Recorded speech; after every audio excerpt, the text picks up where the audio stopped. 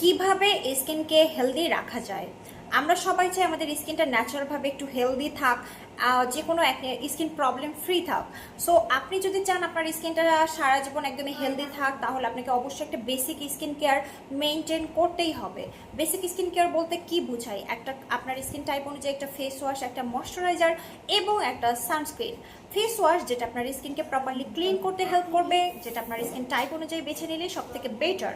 And number 2তে হচ্ছে moisturiser, যেটা কিনা আপনার স্কিনকে ভেতর থেকে হেলদি রাখতে কাজ করবে। আপনার স্কিনটাকে যত বেশি ময়শ্চারাইজিং করবেন, স্কিন তত বেশি হেলদি থাকবে, তত বেশি গ্লোয়িং থাকবে অ্যান্ড তত বেশি স্বাস্থ্যোজ্জ্বল প্রাণবন্ত দেখাবে।